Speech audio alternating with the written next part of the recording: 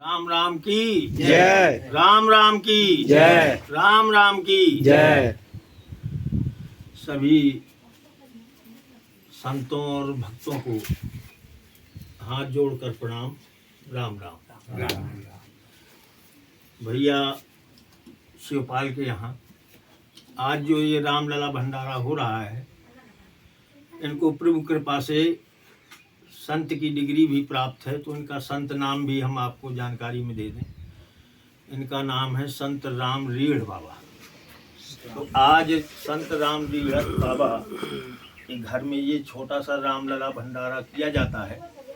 जब हम राम नाम की भक्ति से जुड़ते हैं तो ये भंडारा जय गोविंद बढ़त धर्म संस्था मुंबई की तरफ से गुरु कृपा से, हरि इच्छा हरि कृपा से, हरि के प्रभु के आदेश से ये संस्था चल रही है, जो बहुत ही सरल और सुगम भक्ति मार्ग है। क्योंकि इस कलयुग में जो कठिन मार्ग हैं वो आज का मनुष्य कर नहीं सकता। सतयुग में तो हजारों साल ध्यान करते थे, तब परमात्मा की प्राप्ति होती थी। त्रेता में यज्ञ करते थे, बड़े बड़े यज्ञ होते थे, यज्ञों के बाद परमात्मा की प्राप्ति होती थी। द्वापर में पूजन से भगवान प्रसन्न होते थे, परमात्मा मिलते थे। लेकिन आज ये कली काल है, जो सभी जानते हैं कि पाप का मूल है।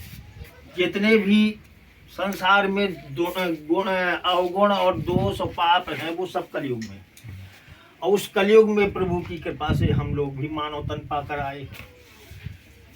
हमारा जीवन का उद्देश्य तो यही है, अर्थ धर्म काम मोक्ष चार पुरुषार्थ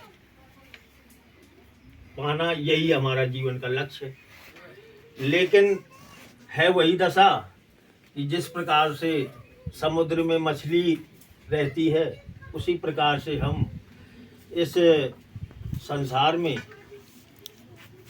पाप के समुद्र में, और हमारा मन वही मछली की तरह लीन है, उसी में अपना जीवन यापन कर रहे हैं। तो हम किसी प्रकार से प्रयास भी करें तो पापों से बच नहीं सकते, क्योंकि पापों के बीच में ही हम डूबे हुए हैं। तो इस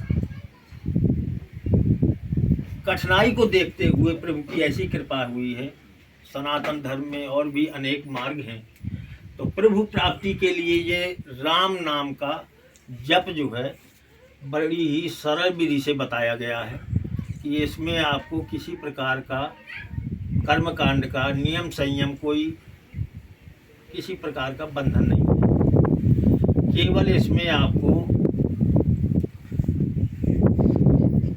मन में केवल प्रभु और गुरु के स्वरूप का ध्यान करना है, और जीव से राम नाम का जप करना है, जिसके लिए आपको शुचिता अशुचिता, नहाना धोना, ये कोई बंधन नहीं है। सुबह जागने से लेकर सोने तक के बीच में जो पर्याप्त समय है, उतने समय में यथाशक्ति हम राम नाम जपते रहें। और इसमें यह भी बताया है कि काम भी करते रहो। जो जिस कार्य में लगा है, गृहस्थ आश्रम में, कृषि में है, बिजनेस में है, नौकरी में है, तो किसी प्रकार के अपने गृहस्थ आश्रम के कार्यों में व्यवधान नहीं डालना है, अलग से समय नहीं निकालना है। जितने समय हम समझें कि अकेले हैं, काम भी कर रहे हैं, तो काम होता रहेगा और अपने जीभ से राम नाम जप चलता रहेगा। ये जप आपको करना है। इसके लिए कोई, जैसा कि बताया गया है कि माला से करते हैं तो गणना एक निश्चित होती है, इसमें कोई गणना नहीं है, माला भी नहीं लेना है, कोई बंधन नहीं है। केवल राम राम राम राम राम जपना है। जिस समय आप किसी कार्य के सामने आ जाते हैं, जैसे दुकान में बैठे हैं, अपना व्यापार चल रहा है, कोई ग्राहक नहीं है, तो बैठे बैठे राम राम राम राम राम। कोई ग्राहक आ जाए तो बंद कर दो, अपना कार्य करो। इसके बाद फिर अकेले हैं तो राम राम। तो केवल ये राम नाम का जप किसी गणना से भी बंधित नहीं है। जितना आप यथाशक्ति कर सकें वो आपको पवित्र मन से उस नाम पर पूरी निष्ठा, भक्ति, प्रेम जो भी लगाएं, पूरा विश्वास, समर्पण, उस भाव से आपको राम नाम का जप करना होता है। दूसरा, इसमें राम नाम की अवध कीर्तन है, जो नित्य में आपको कम से कम 15-20 मिनट घर में परिवार के साथ बैठ करके राम राम राम राम की लय धुन में, किसी भी धुन में वो कीर्तन करना है।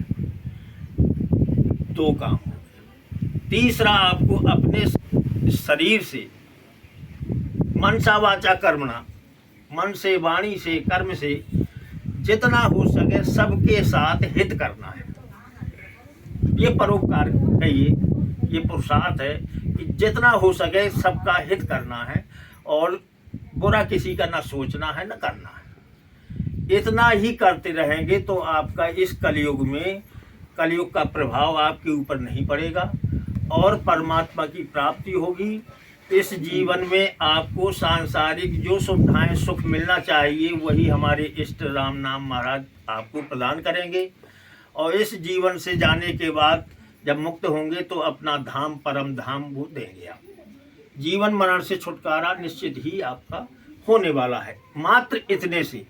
तो इसलिए कहा है कि इतना तो आप पूरे मन बुद्धि को एकाग्र करके कर ही सकते हैं।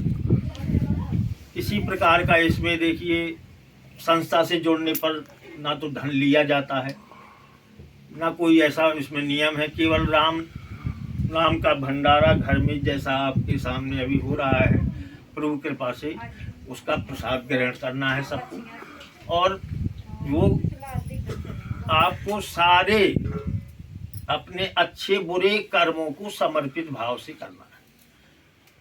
तो जहाँ आप समर्पित कर देंगे, आपके अंदर अहंकार नहीं रहेगा, तो प्रभु आपकी, जिनकी आप सेवा में लगे हैं, जिनकी पुकार आप कर रहे हैं, वो आपके हर प्रकार से, चाहे मानसिक हो, चाहे सामाजिक हो, चाहे आर्थिक हो, हर ही प्रकार से आपकी उन्नति होगी, उनकी कृपा होगी। कई ऐसे हैं जो राम नाम का जप कर जुड़ गए हैं और कर रहे हैं, तो उनको सब पूछा जाता है तो सब अच्छा ही अनुभव अपना बता रहे हैं, क्योंकि इसमें कुछ बुरा तो है ही नहीं, बुरा होने की कोई बात नहीं है।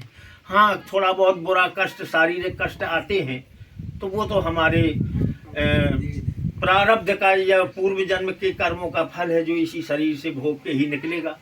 लेकिन उनकी कृपा से आपका बिगाड़ नहीं होगा। कल बड़ा कष्ट अगर आना था तो वो छोटे में निकल जाएगा, लेकिन वो तो शरीर से आपके पापों का कर्म निकलेगा, तो उससे आपको घबराना नहीं है, क्योंकि आपका जो राम नाम के जप से एकत्रित हो रहा है वो आपका घटने वाला नहीं है, वो आपको निश्चित है परम धाम तक ले जाएगा। तो इतनी सी इसमें बात है। बाकी तो यही है, चाहे ऐसे समझ लो कि